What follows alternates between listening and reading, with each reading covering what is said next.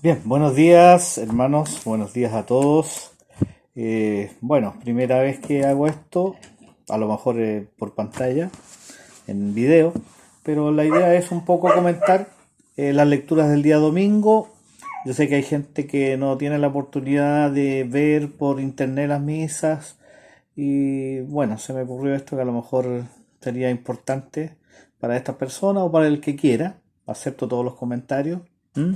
Y quisiera partir comentando un poquito y leyendo las lecturas que tocan mañana en el quinto domingo de Pascua. ¿Mm? En el quinto domingo de Pascua, en nuestra liturgia, tenemos la primera lectura que dice así: de los hechos de los apóstoles, en aquellos días, como el número de discípulos aumentaba, los helenitas comenzaron a murmurar contra los hebreos porque se desatendía a sus viudas en la distribución diaria de los alimentos. Entonces los 12 convocaron a todos los discípulos y les dijeron: no es justo que descuidemos el ministerio de la palabra de Dios para ocuparnos de servir las mesas. Es preferible, hermanos, que busquen entre ustedes a 7 hombres de buena fama, llenos de Espíritu Santo y de sabiduría, y nosotros les encargaremos esta tarea. De esta manera podremos dedicarnos a la oración y al ministerio de la palabra. La asamblea aprobó esta propuesta y eligieron a Esteban, hombre lleno de fe y del Espíritu Santo, a Felipe y a Prócoro, a Nicanor y a Timón, a Parmenas y a Nicolás, prosélito de Antioquía.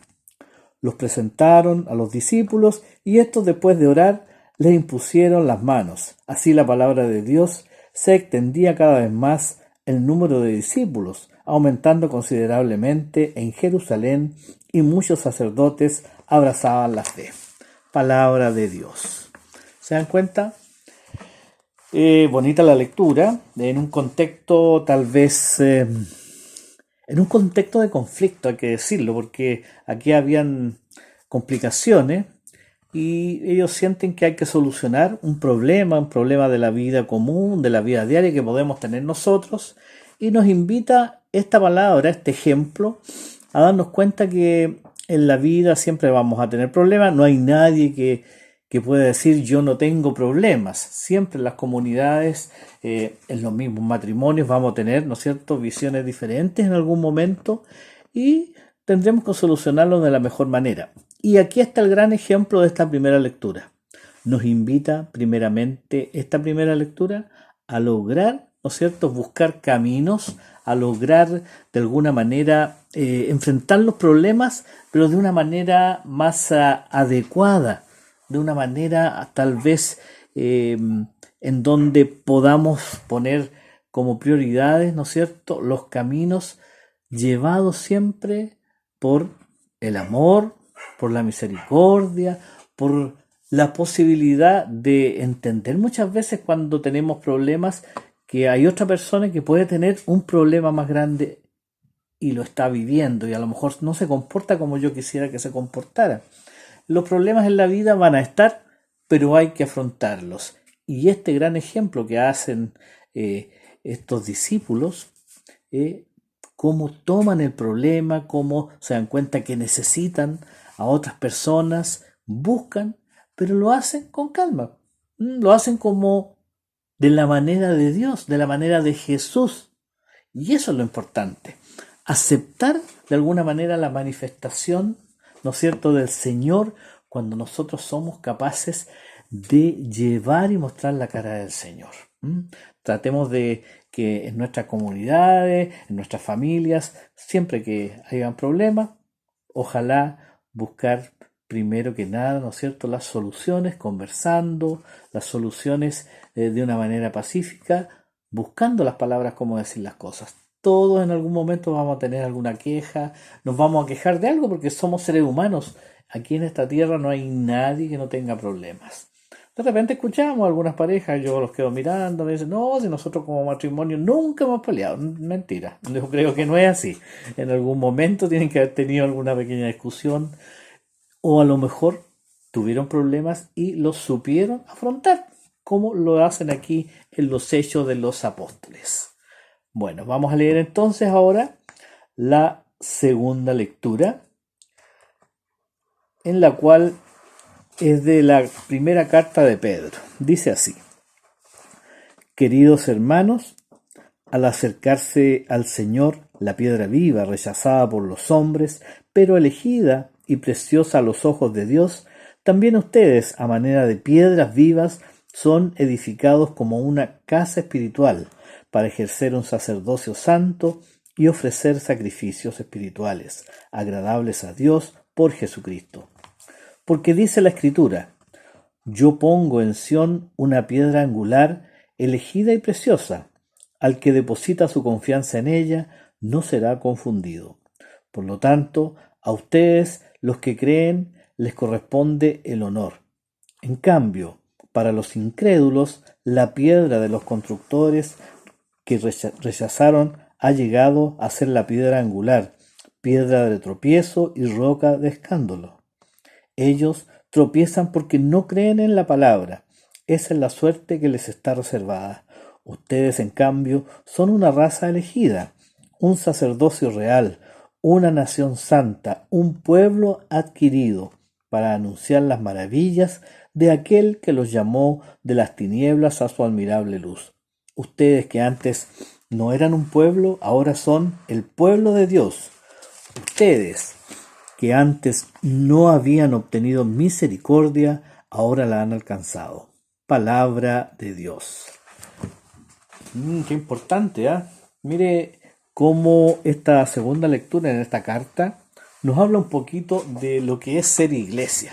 Me acuerdo bien en un ramo de eclesiología, en donde nos enseña precisamente que nosotros somos parte de la iglesia, las personas. Tenemos templos, tenemos muchos templos bonitos, pero eso no es la iglesia.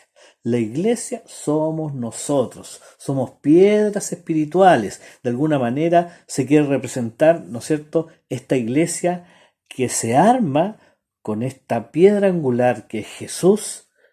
Es de esa forma mostrar que la iglesia se arma con nosotros. Cada uno tiene una manera o una forma, ¿no es cierto?, de aportar en esta iglesia. Todos, de alguna manera, somos las piedras, somos los ladrillos espirituales. ¿Y cómo lo hacemos? ¿Cómo somos iglesia? ¿Cómo somos piedra? Con nuestro ejemplo, con las cosas que hacemos en el día a día. No podemos solamente mostrarnos como piedras, sentirnos orgullosos de que somos creyentes, si en nosotros no se ven, ¿no es cierto?, las obras. Si no hay obras, no representamos a nuestra iglesia. Por eso que es tan importante, dice aquí la palabra, ¿no es cierto?, preocuparnos de los demás, preocuparnos que en el camino de la vida podamos mostrar la cara del Señor. Ese es uno de los grandes ejemplos. Y por supuesto nos damos cuenta cómo Pedro, ¿no es cierto?, que de alguna manera es la piedra viva, muestra y él sostiene, ¿no es cierto?, nuestra iglesia después que Jesús se va. Importante es entender la palabra del Señor. Muy bien, y vamos a leer entonces el Santo Evangelio. Nuestro Santo Evangelio hoy día nos habla Juan. Es el Evangelio de nuestro Señor Jesucristo según San Juan. Durante la última cena, Jesús dijo a sus discípulos: No se inquieten, crean en Dios y crean también en mí. En la casa de mi Padre hay muchas habitaciones. Si no fuera así, les habría dicho a ustedes que voy a prepararles un lugar. Y cuando haya ido y les haya preparado un lugar, volveré otra vez para llevarlos conmigo, a fin de que donde yo esté, estén también ustedes. Ya conocen el camino del lugar a donde voy. Tomás dijo: Señor, no sabemos a dónde vas. ¿Cómo vamos a conocer el camino? Jesús respondió: Yo soy el camino, la verdad y la vida. Nadie va al Padre sino por mí. Si ustedes me conocen, conocerán también a mi Padre. Ya desde ahora lo conocen y lo han visto. Felipe le dijo: Señor, muéstranos al Padre, Y eso nos basta. Jesús le respondió: Felipe, hace tanto tiempo que estoy con ustedes y todavía no me conocen. El que me ha visto al Padre. ¿Cómo dices? Muéstrame al Padre. ¿No crees que yo estoy en el Padre y que el Padre está en mí? Las palabras que digo no son mías. El Padre que habita en mí es el que hace las obras. Créanme, yo estoy en el Padre y el Padre está en mí. Créanlo, al menos por las obras. Les aseguro que el que cree en mí hará también las obras que yo hago, y aún mayores, porque yo me voy al Padre. Palabra del Señor. Gloria a ti, Señor Jesús. Qué importante, hermanos míos, esta lectura es muy bonita porque aquí nos damos cuenta que escúchame bien, el entender que Jesús es el sacramento, el pan, ¿no es cierto? Es quien ha visto a Jesús, dice aquí la palabra, el que ve a Jesús ha visto al Padre. Entonces, ¿cómo entendemos esto? Yo pienso que de alguna manera todos nosotros que hemos vivido, o sea, para entender lo divino, para lograr ver al Padre o para percibirlo, tenemos que vivir en plenitud la vida misma. Si nosotros somos capaces de vivir en plenitud la vida misma, pero vivirla a la manera de Jesús, estaremos viendo al Señor. Estaremos percibiendo lo importante que es el amor de Dios. Cuando la plenitud es poder llevarme bien con los demás, cuando la plenitud es poder amar y poder sentirme amado, ahí, hermanos míos, está el Señor. Ahí lo palpamos, porque de otra manera no podemos palparlo, no podemos verlo, porque es lo único que conocemos. Alguien puede decir: no, pero es que yo necesito verlo de otra manera, no puede ser así nomás. No hay nada más que hacer ahí, porque es lo que conocemos como seres humanos. No es otra forma, no hay otro camino, ¿no es cierto? Jesús de alguna manera también nos ayuda a darnos cuenta que Él es el camino, porque para conocer al Señor hemos conocido su palabra, escuchamos su palabra, creemos, ¿no es cierto?, por todo lo que la historia sagrada nos cuenta, por todo lo que los hombres que vivieron en los tiempos de Él dejaron escrito, qué es lo que pasó, tal como cualquier libro de historia, pero con la gran diferencia que esta historia sagrada, esta historia de Jesús, nos quiere mostrar cómo el amor hizo los cambios más maravillosos en el ser humano. Antes, recuerden ustedes que, por ejemplo, antes el hombre se sentaba en la mesa y la mujer no se podía sentar en la mesa. Un gran cambio fue ese. Darnos cuenta lo importante que es estar reunidos como familia, el lugar importante que tiene la mujer, el lugar importante que tienen los hijos. ¿Por qué solamente tenían que comer los hombres? Era, ¿no es cierto?, en ese tiempo una sociedad machista, una sociedad en donde miraba en menos a la mujer. Hoy día no, hoy día somos todos iguales, nos damos cuenta que sin nuestras mujeres, sin nuestras esposas no habrían mamás, ¿no es cierto? Por tanto, no podríamos celebrar mañana, ¿no es cierto?, el Día de la Madre, el Día de nuestra Madre María también es importante, somos hijos de ella.